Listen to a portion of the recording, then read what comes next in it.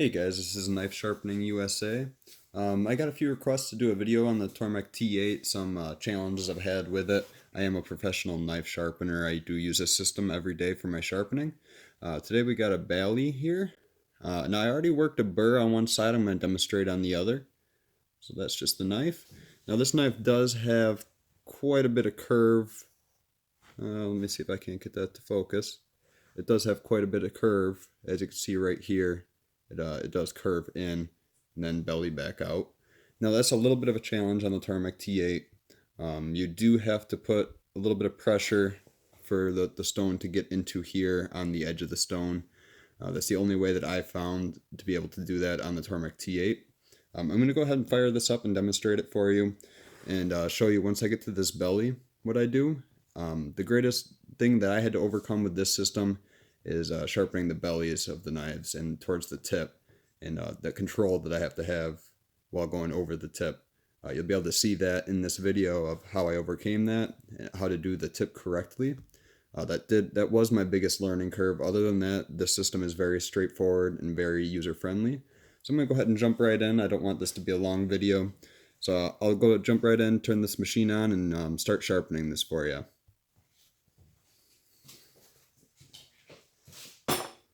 Okay, so I already have my guide bar set to the angle. I found the bevel already. So I'll go ahead and fire this up and we'll work a burr on this side here. I am sharpening with the stone coming towards me. Per the manual saying, it is okay to do that. I prefer it. I feel like it cuts a little bit better than the stone turning this way. So I'll go ahead and fire this up. So what I do is I kind of have my hand like this. I keep my thumb on the jig right here, and then I bring my hand down. I put moderate pressure. I don't put too much pressure, just enough. You'll see this water stream right here. You want to keep that water stream across your blade, and this is the indent right here. So I'm going to go ahead and put a little bit of pressure on the inside. You'll see the water stream. I'll come back out once I get the tip. You have to you pull it up towards your chest, up towards this bar here, and you kind of angle it a little bit this way here. You just follow the stream.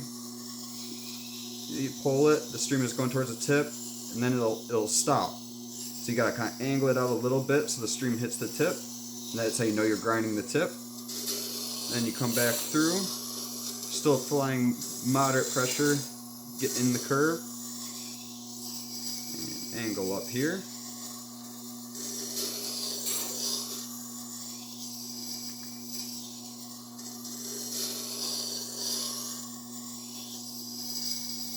We're just gonna form a burr here. It shouldn't take too long.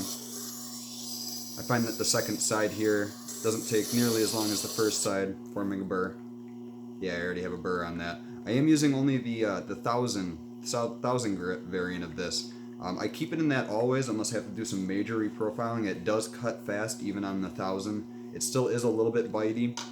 I just need a little bit more burr on the tip here. So I'm just gonna kind of go over that, put some emphasis on the tip. I find that the tip has I have more hard time forming a burr on the tip, so I have to kind of put a little bit more pressure and work a little bit more on the tip. Okay, so I do now have a burr all the way down the edge of the blade. So now I'm ready to polish. So I'll get that set up and I will come back to you guys here in a second.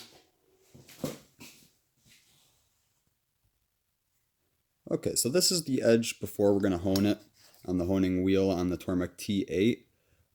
It is actually, it's getting to a mirror polish. It is acceptable. If we remove the burr right now and just leave it at this polish, it will be a semi-mirror polish, as you can see. You can probably actually see a little bit of the burr. Now, the Tormek T8 does form quite a big burr, so you do have to be careful. You don't want to take too much life off of the edge by grinding too big of a burr and cutting too much metal off. So I'm going to go ahead and apply some honing compound. Now what I use is what came with the Tormek T8. I haven't run out of this yet. You only need a little bit for every application. Besides the first application, you will use quite a bit while you impregnate the wheel with compound. So I'm going to go ahead and apply this, and I'm going to start honing this edge for you. So now I do this freehand, so I go ahead and remove the guide bar. I feel like it just gets in the way.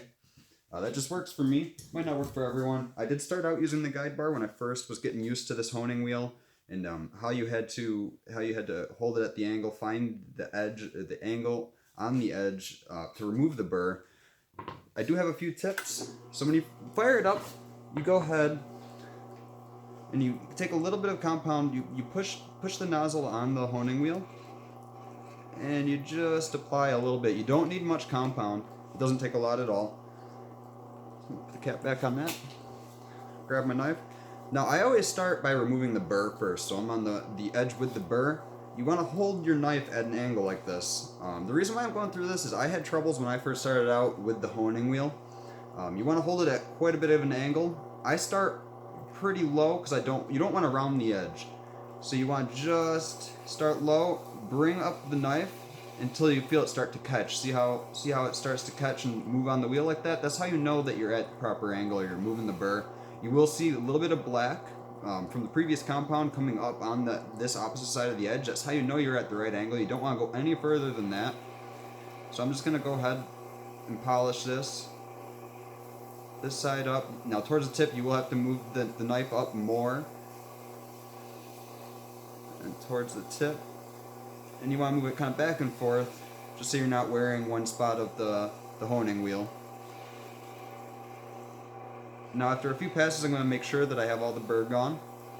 I like to remove the burr and all of the burr right off the bat before I start really getting into the polishing of it, just to ensure that the whole burr is gone for my customer. Okay, so I do have a little bit of burr back on the back side. Put a little bit of emphasis on the back side here.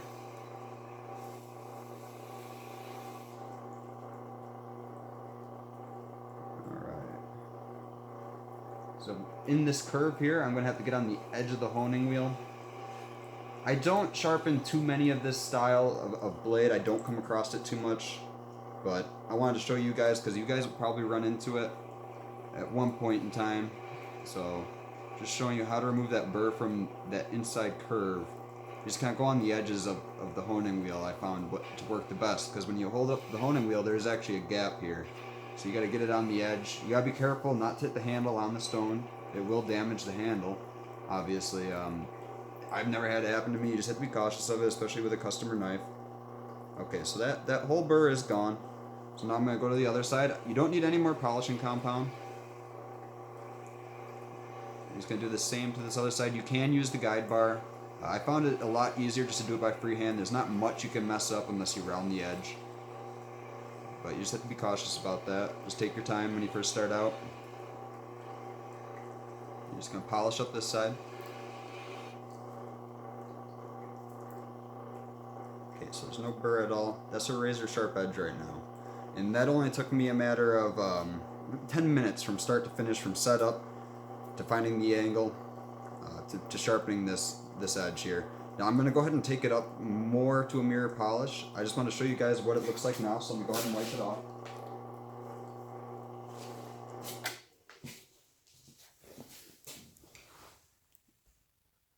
Let me see if I can't get it to focus for you. Okay, so this is only a few seconds on the honing wheel here. So it is starting to get a mirror polish, as you can see up towards the tip. Starting to get more mirrored than down below here. And you can see there's a few spots where I have to work on, but I did remove all of the burr. Here's that curve right here. Also, I like to feel to ensure that I have the burr gone, lightly running my finger over the edge. And you can feel, like right here, I have a little bit of a rough spot. I want to go back on the honing wheel and fix that, but towards the tip it's totally smooth. It's still a little bit bitey. I keep it a little bit bitey. You can remove all of that. I like to keep it a little bit bitey, just so when you're cutting cardboard, stuff like that, it does have still a little bit of bite. So I'm going to go ahead and pause the video, and I'll return back to you when I'm totally finished. Okay, so I'm totally done with this knife. I'm going to go ahead and show you how sharp you're able to get it with the Tormek T8. As you can see, I've been testing on my arm for quite a while. It is razor sharp just from that 5 minutes of work, if that, on the Tormek T8. It took me a little bit longer because I was doing this video. But it is absolutely razor shaving sharp with a nice mirror polished edge. Thank you guys for watching. If you have any questions, please comment down below.